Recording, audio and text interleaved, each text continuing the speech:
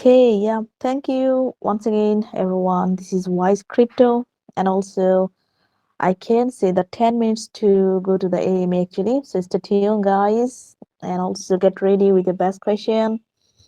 Yeah. So thank you, guys, for having here. Hello, sir. Good day. Hi, how's it going, friend? Yes, going good, and also just waiting for you. And also, I can say I'm very excited. Yeah, we've got a couple other people joining us from the emoji side. They just got the link, I think. Okay, no problem. We can wait for them.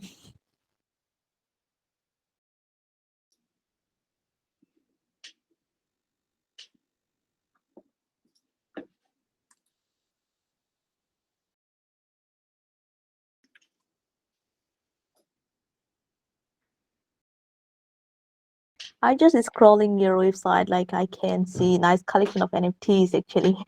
Me Oh, personally, I good. like very much actually. Oh, nice. Yes. You'll have to tell me which one's your favorite. Yes, definitely. All of these I Yeah. can say. Yeah, there's a few on the website. All of them are on Rarible. You can take a look at that. I think the Rarible should be linked at the bottom of the website. Oh, it looks like Yes, I my other can see. two. Yeah, it looks like my two colleagues are trying to get in right now. They're just in the waiting room. Okay, so Wise Crypto, check it out. Like, I think they have made a request. You can check Wise Crypto.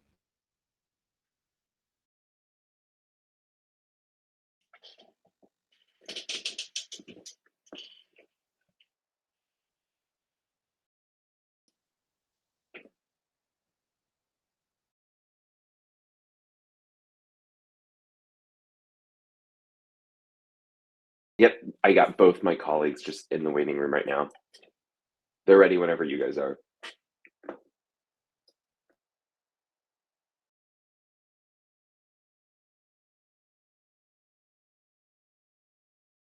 Like, have they made any request for now?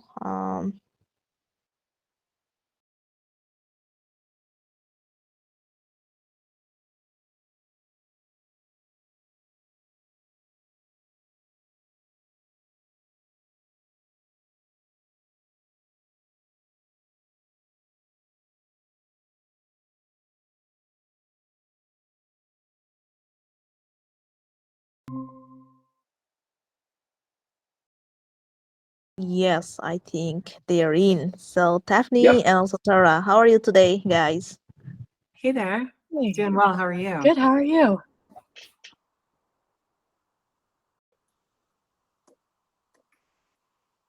It's Hey, Tiff. Hey, Dalton. hey guys. How's it going? It's going Good, good. How are well. you? It's an early morning over here in New York. It is not early. Yes. Yes, it is.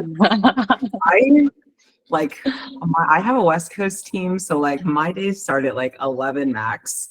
This is the crack of dawn. I feel like I'm rising with the birds. Okay. Getting your worm.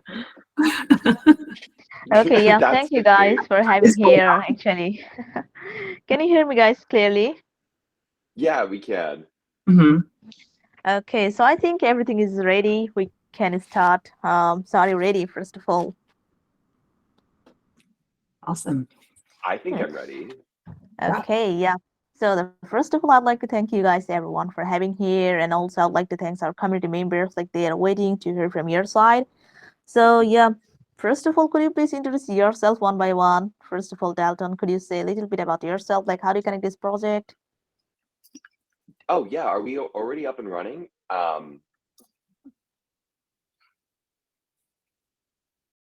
Yes. Yeah, we are. Okay. I didn't know we started yet. Yeah, no problem. Yeah, my name is Dalton Roth. I'm the CFO of Umoja. And just to talk about my number one priority for the foundation, it's to ensure that every dollar that our community, trusts in our hands goes towards the proceeds of Dasom Ministries. We'll get into what Dasom is in a second here. It's the partnership we have with the orphanage in Uganda. But really, Umoja is built on the belief that not every child deserves, or that every child deserves an opportunity to achieve their full potential. And it's my responsibility to scale this foundation so that we can break down those boundaries and limitations that are put forth by socioeconomic predisposition. So currently, our team is laying the groundwork for Umoja to not only launch with momentum, but we're taking this opportunity to really speak out to the community to help secure the foundation's longevity so we can continue to help those in need. Okay, thank you. Happy to know about yourself. So let's get back to Tiffany. Could you please say a little bit about yourself? Yeah, hey everyone. My name is Tiffany. I'm the founder of Umoja. I have been working in blockchain over the past about 5 years now for a company called Stellar Development Foundation. We've been hyper focused on real world applications of blockchain and focused on building utility facing apps. So with that background, I found myself connected with Dasom Ministries, our partner in Uganda, and decided to try to apply some of those learnings to this case here and bring Web3 utility to these actual individuals in Uganda. And I'm very excited to be leading this project with this awesome team. Okay, thank you, dear founder. Happy to know about yourself. And we have Tara. Hello. Say hi to your community. Hi. My name's Tara. I am the head of content at Umoja. Admittedly, my whole spiel is that I'm new to the Web3 space, but it's been really fun to get started with this. I have about a decade in marketing experience, so that's where I come from. And my role here is creating the blog for Umoja, which we'll talk more about later, working on the social media channels, and just getting the word out of what we're doing, and being that touch point with the community. So looking forward to engaging with all of you in the future, hopefully. Okay, yeah, thank you. Happy to know about yourself. So, like, guys, this is Milja. I can see their mission is very clear, like to empower orphan children through the generative art, technology, and direct support. So, we'll discuss more about from now. So, first of all, could you please introduce more about Emilja, and also when people buy your NFTs, like, can they see the real world value in their purchase? Yeah, and you know what, team? Let me take that one. So just so that I understood you correctly, you're asking about the real world value of a purchase when someone is taking a part in the Umoja Foundation experience and in purchasing one of our collectibles. Yes. Yes, Gotcha. So definitely. And also we as thought that you can make a like little intro about your project, like what is the music actually? yeah, so I can kind of give a just a brief background on just what Umoja really is.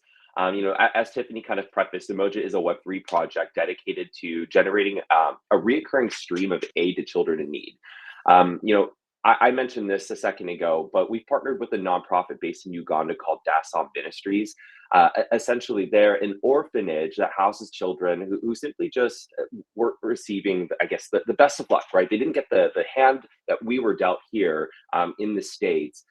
So what we're looking to do is design a mechanism to empower children to channel their creativity and imaginations that yields works of art that we can then produce as NFTs. So by purchasing an NFT with Umoja, the real world value is actualized through direct impact that goes just exponentially further than it could here in the States. And you can take a quick glance at some of the milestones we've set in our website in terms of the reoccurring costs we're looking to cover for the orphanage. Each NFT that is purchased pushes the needle closer and closer towards those goals that most just consider basic life necessities like food and water, education, and medicine. So when we talk about purchasing an Umoja NFT, we want to be as transparent as possible right out the gate and establish that this is not a project where self-gain is the priority. The utility of contributing to the greater good for those less fortunate is the driving force behind what we do at Umoja, and what we hope the Umoja community is really inspired to be a part of. Okay, yeah, thank you for that actually. Yeah, I can see your mission and vision. Like, their approach involves creating a digital collectivity that inspired by children themselves, and so with the proceed of dedicated to their welfare actually. So that's amazing, I can say. You're trying to help these kind of people, like to provide them food and others. So yeah, that's cool. And also, I just want to know, like right now, could you say more about your mission? Already described, and but I just want to know more deeply, and also, like, how did Umoja choose the orphanage, like to support actually? What's the reason? Yeah, I can take this one. And with that, I gave a little bit of backstory on kind of how Umoja came to be. Pretty much, I, you know, especially this year, have been looking more into, what type of philanthropic, things can I try to support? I've supported a handful of various charities in the past. I've been a big supporter of like Save the Children over the past 5 or so years now. But I think that a hole that I kind of found there was like, you don't really know where your money goes at the end of the day. And what I am a big believer in is like direct impact that is more centralized as opposed in terms of like being hyper focused on a core group of individuals, as opposed to just giving a small blanket amount to a large group. And with that, I honestly will say that like, it's not that I went out and chose Dasom Ministries. It feels a way like Dasom Ministries kind of found and chose us. And what I mean by that is, it's the story of me finding Dasom Ministries is a little bit like silly and simple and, kind of serendipitous how everything kind of just came to be. But I was, simply scrolling Instagram one day and, browsing some of the comments on some posts that I was looking at. And, one of the ways, and I've seen other, organizations like Dasom Ministries do this before, is, they will reach out in these comments of these popular Instagram posts trying to, get people's attention, let them know like, hey, we're here, you're looking at this one thing, but like, if you have time to spare, check out our page, donate if you can. And something about his message just kind of drew me in, and I found myself kind of browsing their page. It definitely like, pulled at my heartstrings a bit. And I made a simple like $100 PayPal donation to to their organization. And I kind of thought that would just be it. And, moved on with my night. And the next morning I woke up to a message from Joel Mwange, who is the founder and administrative director at Dasom Ministries in Uganda. And we kind of just struck up a friendship from there and started talking more and more. I began kind of just like supporting them out of pocket. And one day it was kind of revealed to me that, while they're kind of struggling with like this laundry list of, basic items that Dalton laid out, they were also at risk of displacement. The land that they are on had like, there was defaults on it, and they were at risk of like, not only being, completely without resources, but also without home. And, what I learned what the cost would be to, help them secure the land they're on, to make sure that they are never like, not having a home is one of the few things they can like check off of their list, felt really important to me. And I decided to kind of just work with the administrative there, help him purchase the land. And I think once I, really saw that was solidified and I saw my name on a document, it kind of just struck that like I needed to take it to the next level. And, all of this was during a time when tools and different resources started popping up. Like, Umoja is set up in a very lean way and is able to be run by a pretty lean team for low overhead. We mint all of our smart contracts with manifolds. The art is all generative AI.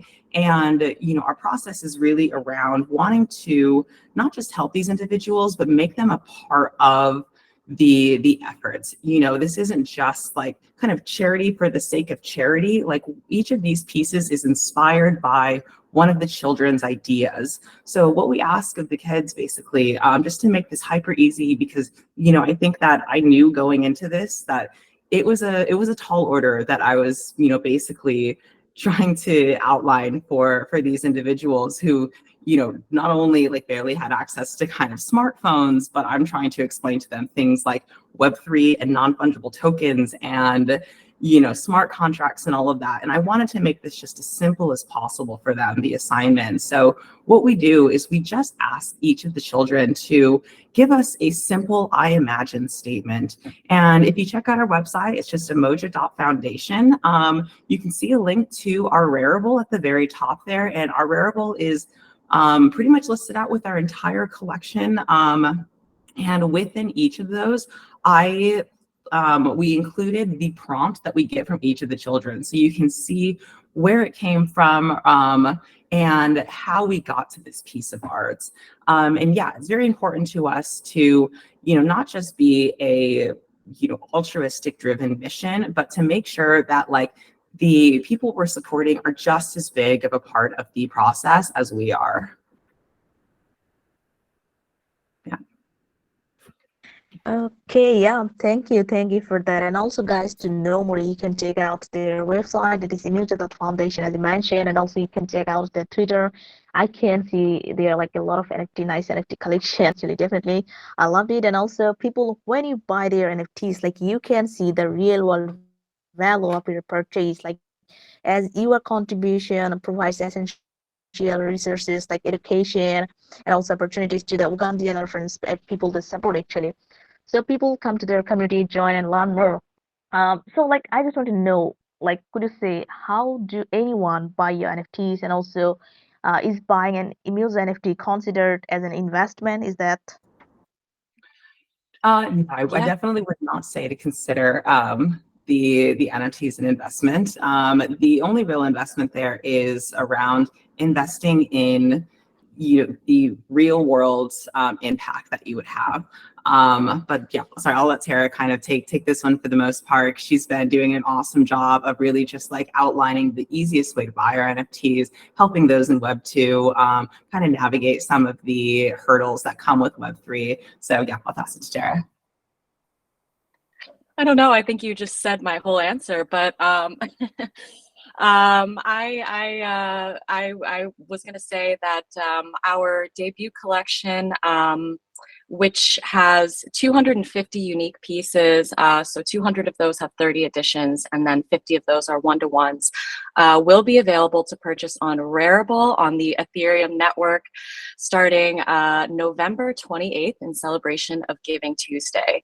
And like Tiff was just saying, we do understand that the people in this space particularly probably get it and know how to do all of that. But for anyone who's new to Web3, like me, we are putting out a bunch of educational content on our blog. So that includes like glossary of Web3 terms in case like anyone is new to all of this lingo and finds it a little intimidating, an introduction to what NFTs actually are, how to go through the process of purchasing an Umoja NFT, how to set up a wallet, etc. So please, definitely, if you have any questions or want to refer anyone who's new to the Web3 space, you should visit our blog at umoja.foundation/blog. And as Austin was mentioning earlier, our Twitter handle is Umoja Impact if you want to follow along there. Yeah, and I think Tiff already touched on the investment question, but again, just to reiterate, we don't consider an Umoja NFT an investment, but we do consider it investing in the livelihood of another human being, of many other human beings, and as well as the future of the world, because we do intend to remain in this space and expand our impact over time.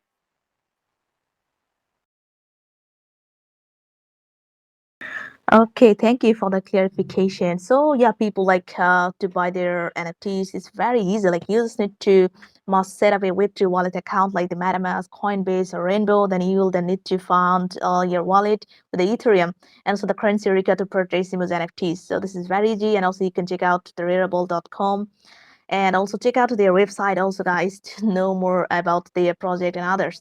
Okay, yeah, thank you for this. And also, like, there are a lot of NFT in the market.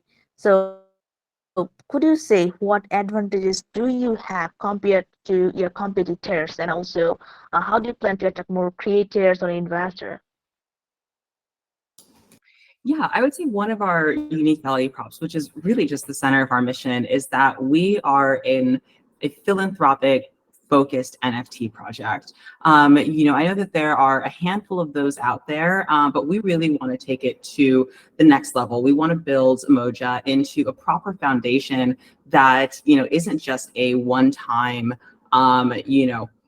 collection purchase and you're kind of done with it, you've made your donation. We want this to feel like you're joining a community that is focused on social good. And I think that a lot of the NFT projects, and I think that NFTs as a whole industry right now is definitely undergoing a lot of changes.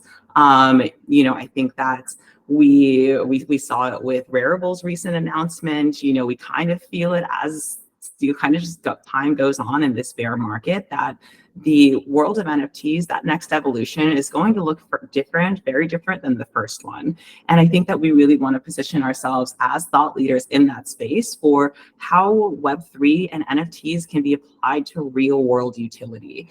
Being able to see the impact of, what the NFT is that you own in the real world. And our goal is to be as transparent about that as possible. If you guys feel so inclined, we'd love for you to, join our Discord to take a look at some of the channels that we have where we keep everyone up to date with just what's going on at Dasom Ministries. Our mint date is still about 20 days out, but we as just a foundation have been supporting them out of our own pockets and helping them build a greater foundation for just kind of their everyday lives. And you can start to get a glimpse of what your impacts can do for these individuals.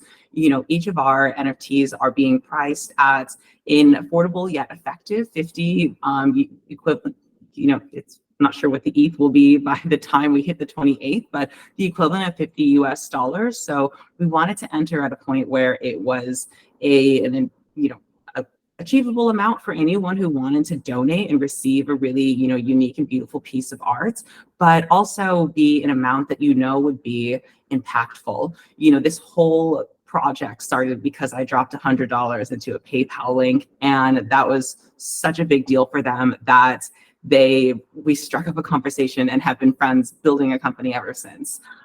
So I would say, not only that, but we are a docs team. We don't really believe in being anonymous. We think that, especially with a project like this, it's important for us to feel comfortable showing our faces, to lending our own social credit, so to speak, to this project, and making sure that our supporters know that there are real people on the other side of this who are in it because they truly care.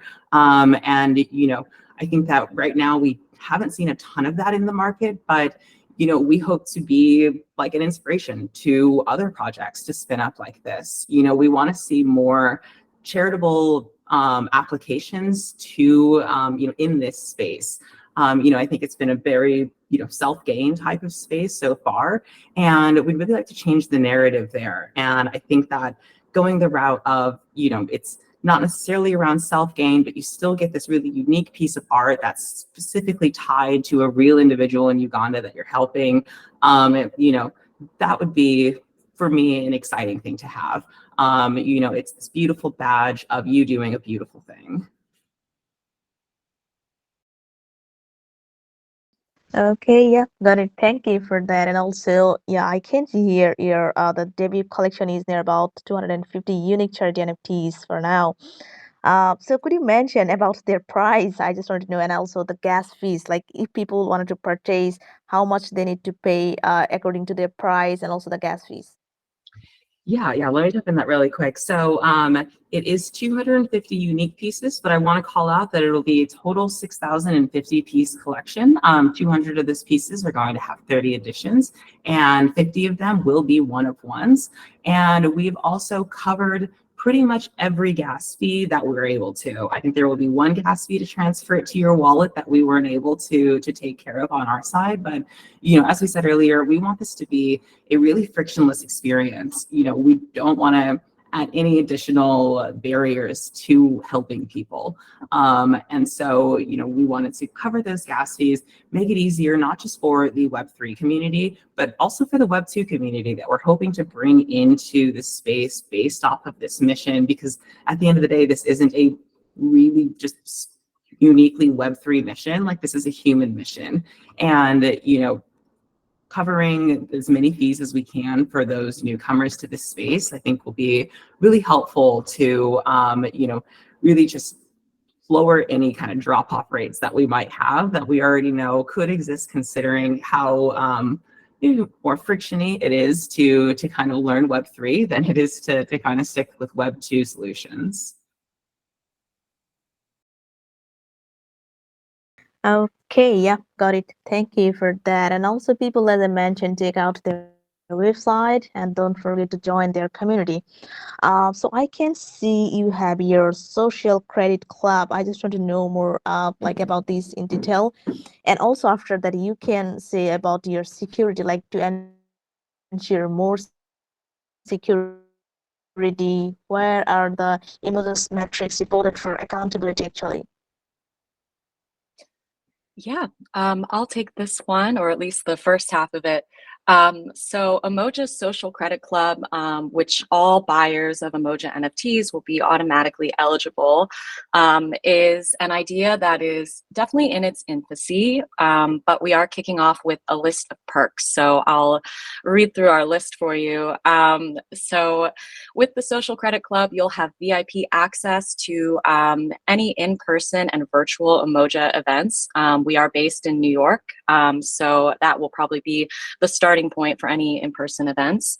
You will get early access to future drops of new collections because, we're definitely not a one and done project. We're going to be here to stay, as we've mentioned. You will get special visibility into the real world impact of, our efforts with Dasom and any future partners, which more to come later. You will get access to discount opportunities, such as, printing your NFT, discounts on future drops, as well as giveaway opportunities. You will get early access to join our upcoming DAO. Again, more on that later. As well as community participation. This is really important to us. We want to make sure that this club actually has a say in its own future. So with that, we're starting with like kind of a foundation of perks, but we do want to take into account everyone's perspectives and really expand this and let people have a say in what it becomes. In terms of metrics, following our launch on November 28th, we will be publishing monthly reports on our blog, again, umoja.foundation/blog. And I'm going to hand it over to Dalton to give more details on what that report will entail. Yeah, I mean, it's not even about reporting, right? It's about the full transparency of the project. For every dollar that we are receiving from the members of the community who partake in purchasing an Umoja Foundation NFT, I'll be collaborating with Tara in the most effective means of communication on a monthly basis. However, we're here and we're receptive to our community, right? We understand that legitimacy and the social credit club, they all are like an amalgamation of like wanting to see where your good is going. So that's ultimately just the tail off of the mission here, and why we have several channels of customer touch, right? Like if you're purchasing an Umoja Foundation NFT, we want to make sure that you feel confident that what you're participating in is genuinely going towards the cause. So not only do we have the milestones I mentioned earlier on the website, but we'll be creating perhaps maybe like a frequent blog, just I guess creating awareness as to where each dollar is getting spent. We are also here to be receptive on like what the audience thinks that is most important. How do we prioritize where the dollars get spent? I mean, that's a huge part of why we have our Discord community. We want to hear from you. And not only that, we want to understand like what do we do next, right? So I guess we're all ears, and we're here to embrace any recommendations from our audience and our community. However, in terms of metrics, similarly, I guess from like a financial perspective, most organizations who are publicly traded are going to be using a P&L that they would be making sure was available to the members of their investors, right? So we want to take a similar approach for those who are a part of the NFT collection. We want to make sure that we're very transparent on where we're spending money, what our costs are. If we're outlining operating expenses, what those actually entail. If we're looking to purchase a clean water project, what went into that. Just to give you some highlights or insights into what we have in our future goals, we'll go ahead and make sure that before we make any investment, that the audience is very much well in the know and feels like they're making that decision with us.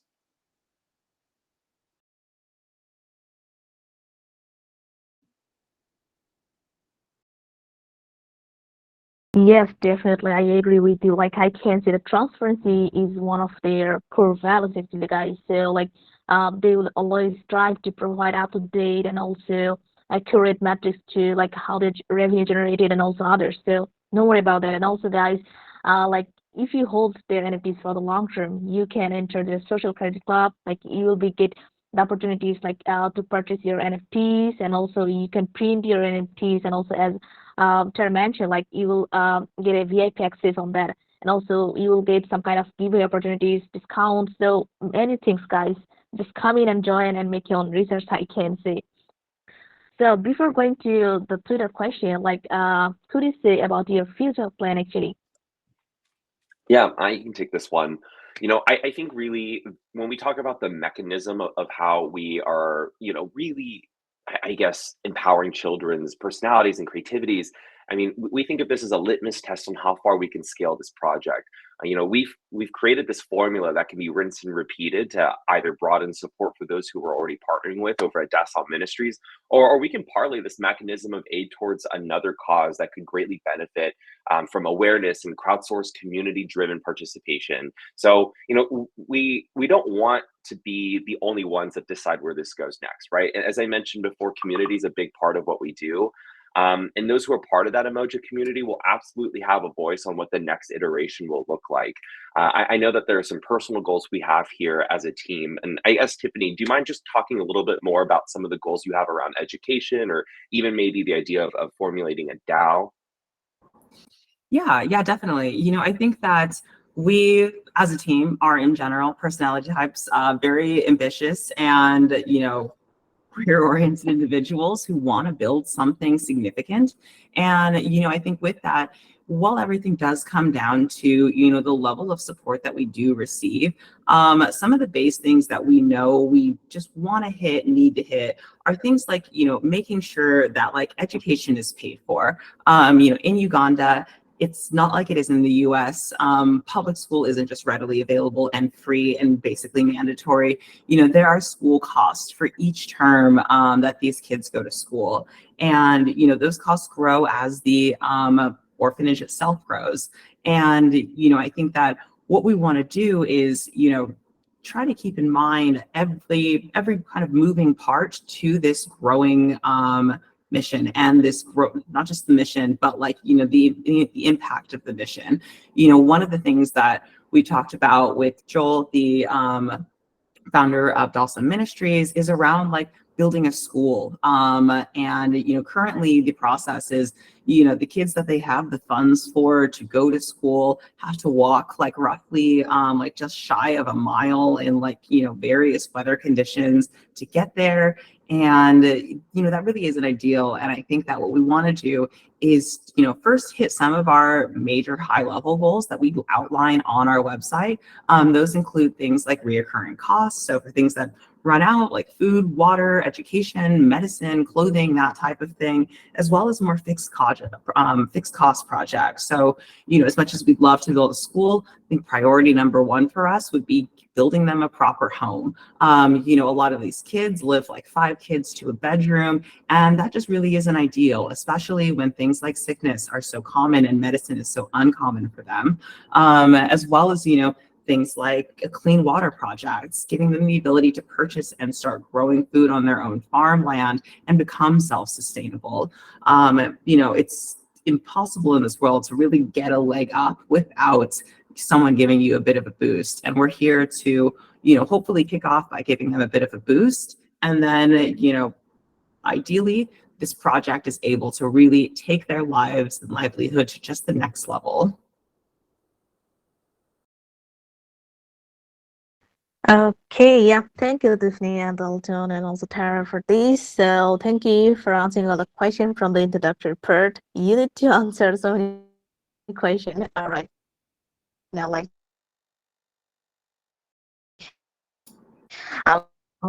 we have this. Sorry, Alison, your Twitter comment question. I got first of all one. He asked about the partnership. So the partnership like a supplement where can you hear me? Can you hear me now, guys? We're having a little bit of trouble hearing you. Sorry about that. Yeah, it's coming in and out a bit. Okay, can you hear me now? Is that clear? Yeah, that's better. Is that clear to you right now? Mm-hmm. Okay, yeah, thank you. Better. I said, okay, like the network issue, I think. Sorry for that. I got some question from our X space, like Twitter, I can say. First one, he asked about the partnership is like a supplement where the combined effect is bound an individual label. So could you say about your partnership program, who are your partners right now, and also what kind of benefits you're getting from these partners? Yeah, I can take this, guy. So I'd say right now, our partnership program is very much in its infancy. I think that we, as we're building out Umoja, getting closer to mint day, having a chance to really evaluate who would make the most sense for us to work with. I think that we're working with partners more so on like the micro scale right now, working on building out our community, collaborating with other communities. But I think in terms of those large scale partnerships, I think what we really like to do is kind of hit this launch day and really understand, engage what level of support and interest this project has before approaching larger institutions or larger partners to, offer them something that we don't quite know where it's going to get yet. What is the philanthropic spirit of people right now?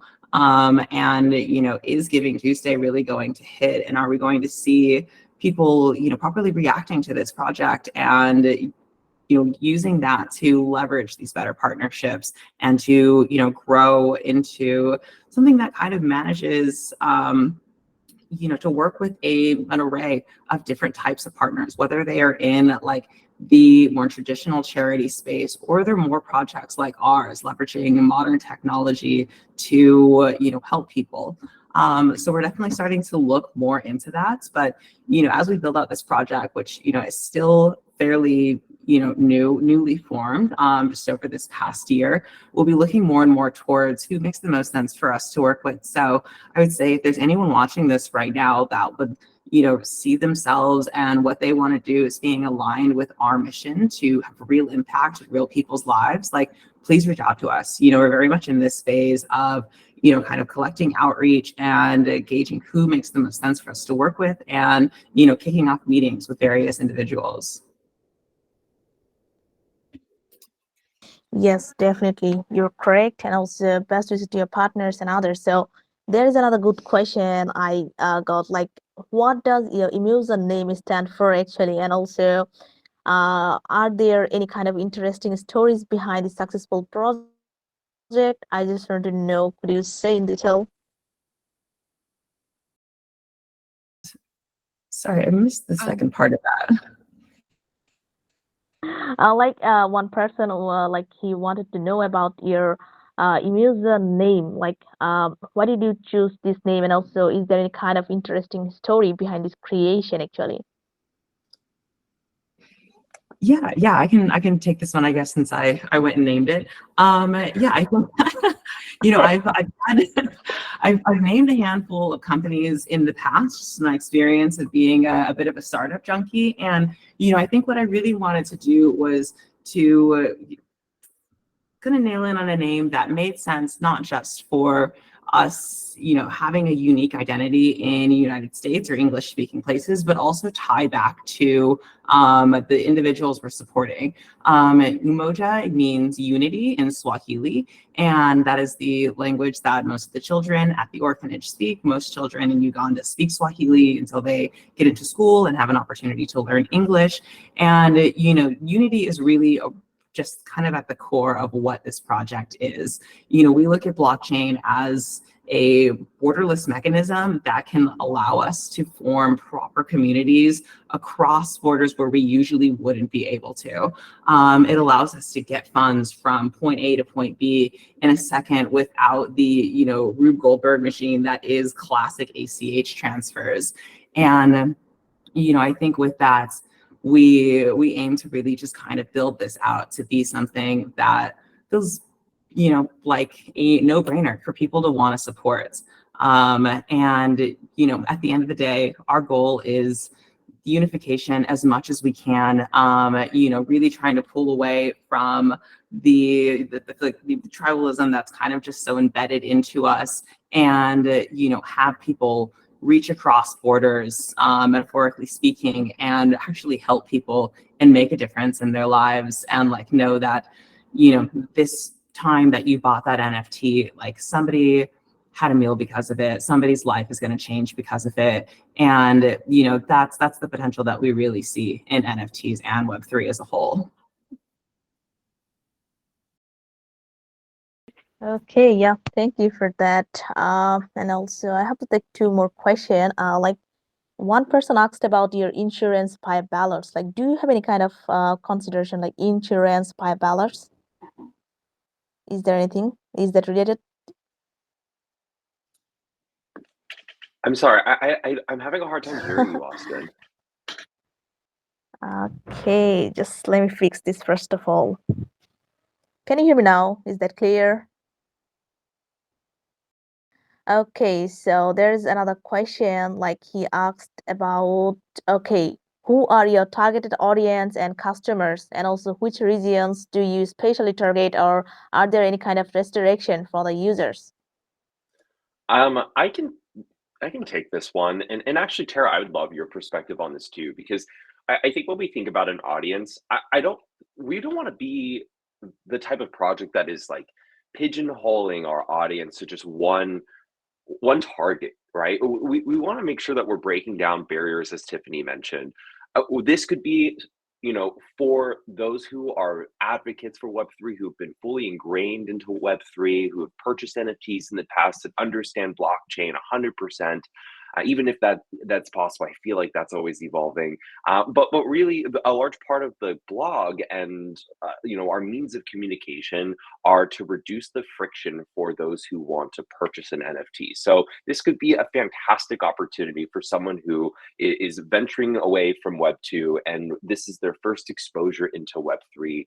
And the reason why I point this a little bit towards Tara is because before this project, Tara very much had to educate herself into the mechanisms of Web3, what blockchain was, the minting process, and really has fully ingrained herself in all things that are really going to be the strong foundation of how to build a project on Web3, as well as how to communicate it. So when we talk about a specific audience, of course I can say the low-hanging fruit is those who want to do good, those who want to be active members of a community, or those who want to participate in direct impact. But I think it goes much more beyond that, into other realms where this could be a great introduction to someone who, perhaps maybe is just looking to collect art and wants to do it in a different way, through a different medium, through a different platform, or even just wants to experience what it's like to own something that is digitally collectible as an NFT.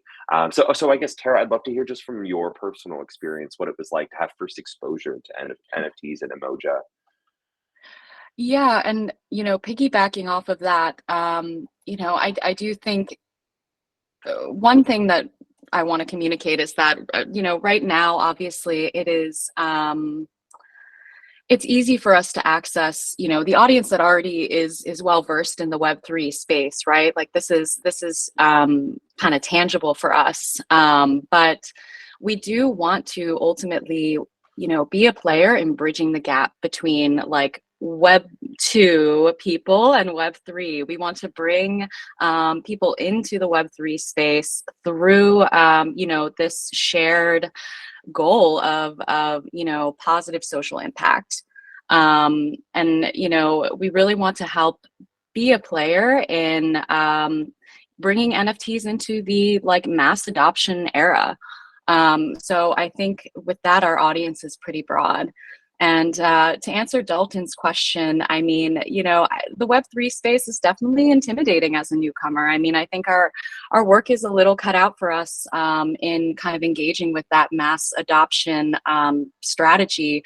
But, I was able to onboard. I'm not a super techie person, and I was able to figure it out. So I think anyone can get comfortable in Web3, and it's just about change.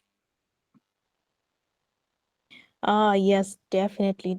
Thank you for that. So yeah, people, like I can say it's very simple. Like their art has a heart actually. Like when you purchase one of their unique NFTs, you are not just acquiring a piece of art, I can say. Like you are directly contributing to the well-being of real people in Uganda.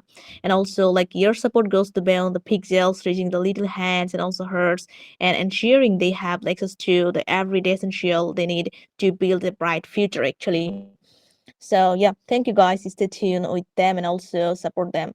So are you guys ready to take some question from our comment segment like live? Actually, I can say yes. I got a few questions from there. The first one from Bikup, he asked about what benefits for kids have good art. Sorry, see I'm sorry. Do you what mind Ben? repeating the question? Or maybe Okay, I throwing it think into like the chat. he tries to make like what kind of benefits for the kids if they make any kind of good art in your project. Like, is there any kind of benefits for the kids? I think. Yeah, I mean Yes. the benefit is all for the kids, really. The art is a way to bring them into the process of sending them life-sustaining aid. So what we ask from them is a prompt, and I imagine prompts, and if anyone's on our website, you can check out the process link in our nav bar to really understand exactly like high level of how it goes. But they the value from the kids creating this art is, at the end of the day, we are using the proceeds to hit these costs, to making sure these kids are fed, they're clothed, they're going to school, they have clean water at their disposal, and they live in a proper house. So, I think we look at that as being the direct benefit for, these kids working with us and participating, and sharing some of their imaginative ideas. Yeah, and that's kind of, circling back to some of the reoccurring cost goals that we have, right? So, as a project, we really encourage, participating in the secondary market, right? Yes, of course, collect the NFTs, hold on to that NFT, and there's going to be a community where perhaps maybe they don't want to let go of their initial purchase, but just know that every single time you trade that NFT, you're supporting the reoccurring cost goals that we have. And just to kind of give you some insight, and this is clearly on our website, just even for just $3,500 a month, we can provide food and water to the orphanage, or $2,000 a month, we can provide education.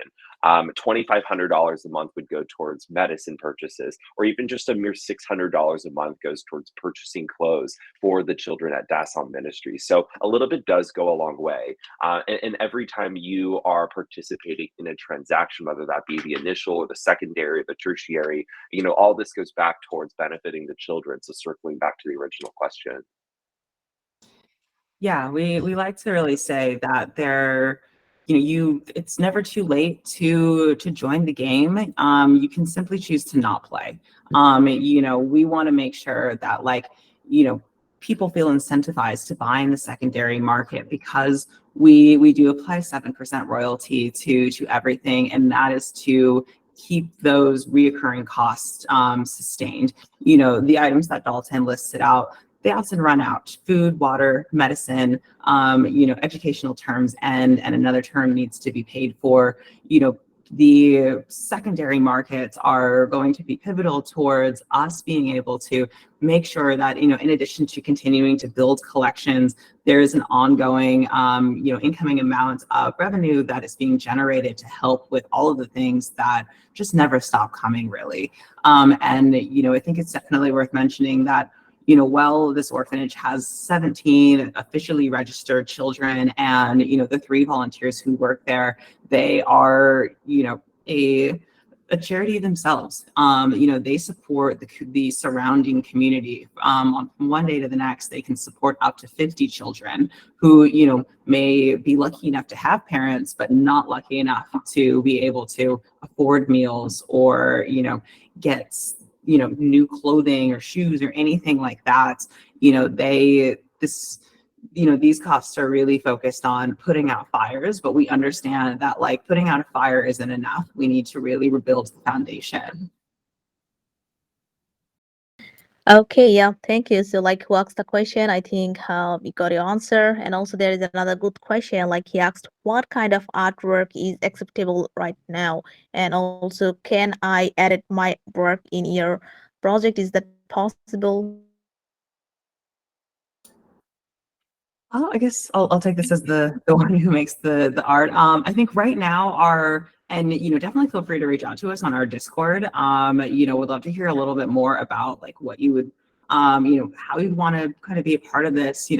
Talking to artists is something that we haven't really done so far, just because our approach to this project is very lean. It is very focused on the children, and even though the art style that was created is very much because I'm a designer and, just kind of by trade, and I wanted to create something that felt, universal, more like a dreamscape. This did nothing, in no way appropriated, and therefore was scalable and able to kind of pick up and place in other regions. So, say we, are in Uganda, and we kind of pick up the model and we drop it into Kenya or into another part of Africa, or we expand from Africa. We want to make sure that our art style stays fairly universal and as relatable as it possibly can be. I think with that, we don't want to pull focus away from the fact that the arts, the subjects of the art, the scene that you see, that comes from the kids. So it's important to us to always keep that as a pivotal part, so that this, again, is a symbiotic relationship between the children at Dasom, the individuals at Umoja, and then all of our incredible supporters and community. Okay, yeah, thank you for answering this question. And also, I have to take 3 more questions. And also here, I can see, yes, how does your Umoja revenue comes from?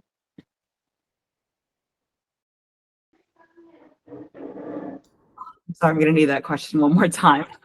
Yeah, sorry, I'm having a Okay, hard time hearing. yeah, he asked about where does your Umoja revenue come from? He asked about Oh, your revenue system.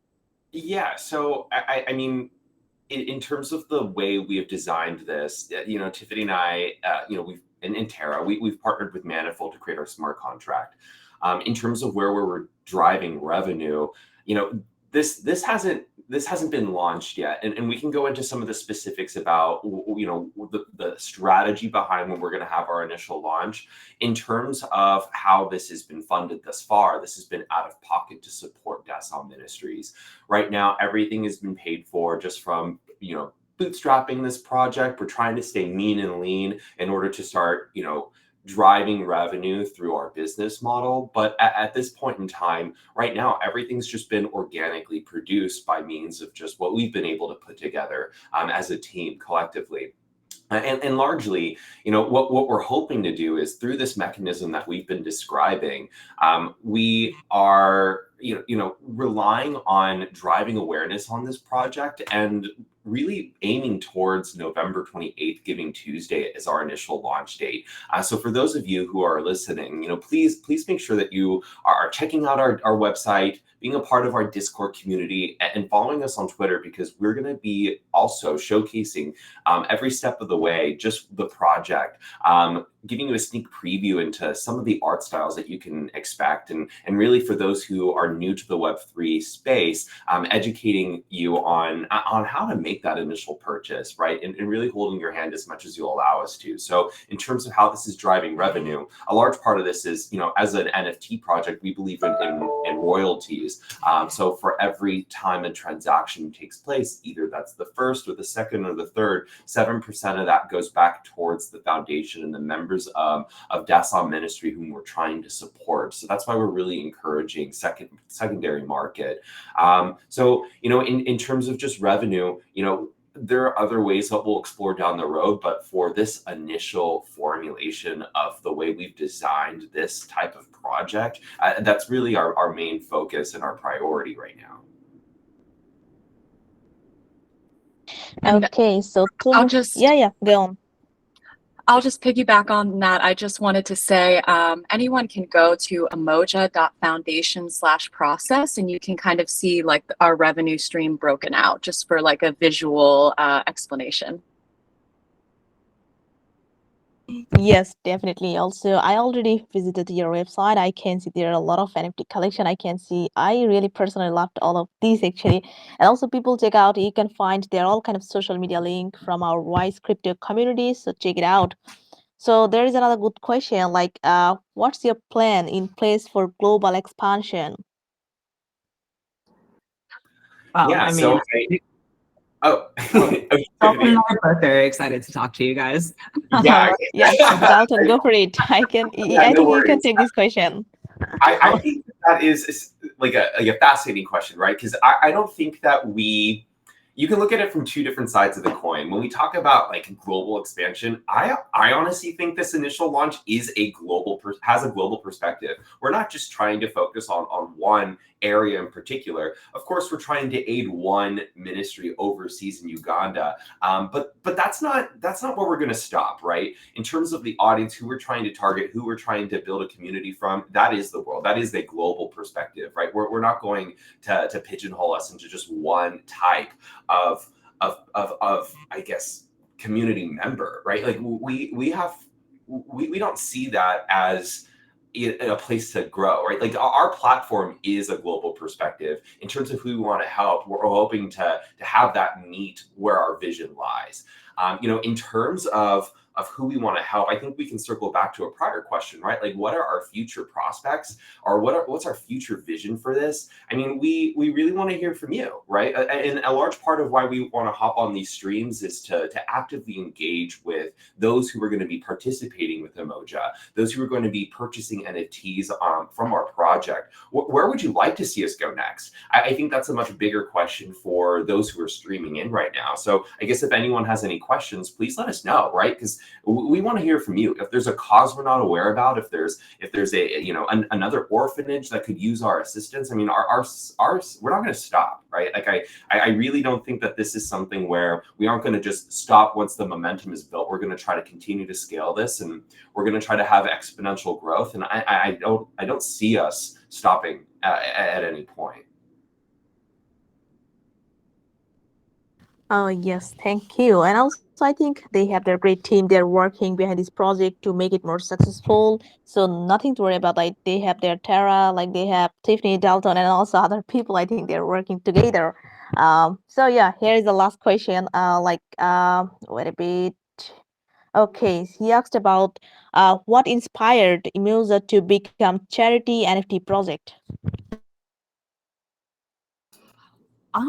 For me, I think that's just like a little bit of how I've been built. I think that I have always been very focused on, how can I give back? I think that there are a lot of opportunities for us to give back in different ways. Some people's style is really just around like, giving back on a person-to-person level, straight up volunteering. But, for me, I love the idea of leveraging my experience, the things that I've learned in blockchain, and working on and using that to have real world application.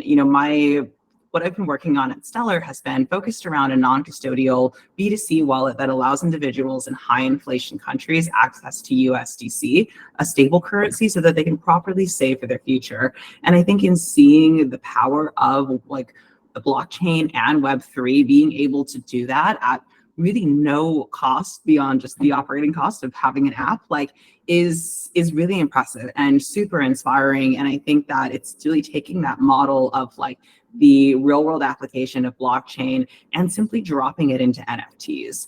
I think that for me, the whole concept of this project was pretty like just obvious. Like it seemed like a very clear application of these various tools, smart contracts, NFTs, generative art, all coming together for something for the greater good. Okay, thank you for answering all the questions from the live. And also, I think we are like we covered everything.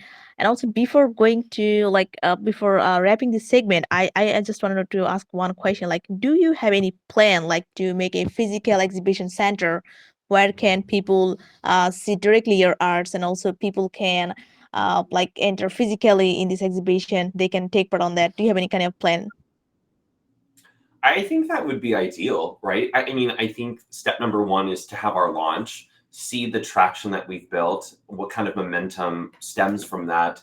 I guess that ultimately is determined based off of how we're received by the members of the Web3 community and the Web2 space adopting, a new mechanism for collecting art. I think, in terms of having like a physical presence, I mean, that's a dream of all of ours, right? We would love to have, a physical presence where, Umoja and those who are part of Umoja can get together and really experience the artwork and really even have conversations face to face, which is something that is so rare these days, especially with Web3 projects, just to, devise a plan on how we can grow this thing. So, if anyone has any recommendations or thoughts, simply please reach out. We'd love to hear from you. In terms of where we're all located, Tiffany, Tara, and I, as well as our other teammate, we're here in New York City. So I can imagine one of our first events taking place here. Yeah, I'll just kind of piggyback off that and say, like, definitely expect to see an Umoja presence at, NYC NFT, NFT Paris, ETH Denver. We really want to be a part of the community, work with these conferences on side events, on having, the opportunity to bring Umoja actually, digitals with us, and, either in the form of simply, bringing them to these conferences and, sponsoring them, or, having, a lot of New York is gallery spaces. For those of you who've been there or maybe live here, there are a lot of opportunities for us to, basically just kind of rent space for the night and bring in individuals who want to take part in buying physical art and getting that kind of digital NFT receipt, of also owning it on the blockchain. But, as Dalton said, that's really all going to be gauged off of the level of support that we get. First and foremost, our goal is to make sure that these projects and, reoccurring costs are taken care of at Dasom Ministries. Renting out gallery spaces and doing all of that type of stuff, that is not a free thing to do. And we want to make sure that we're being incredibly strategic with how our funds are allocated and, only doing things that make the most sense for the mission. Okay, yeah, thank you for the clarification once again. So I think we covered everything. I would like to thank you guys for having here and for your precious time with our Wise Crypto community. So before wrapping this segment, anything else, like any closing statement from your side? Nothing much, I would say. Just mark your calendars, November 28th. We're super excited to get this collection into the wallets of loads of supporters. We want you guys to feel really connected to the people who you're supporting. Definitely join our Discord group. And then one final note is that our launch period is going to be from November 28th for Giving Tuesday up until December 14th. And that's 17 days to represent the 17 children who are officially officially registered at Dasom Ministries Uganda. So keep that in mind, and try to get there first. There's a handful of really cool one-of-ones in there that we're really excited to share with you guys.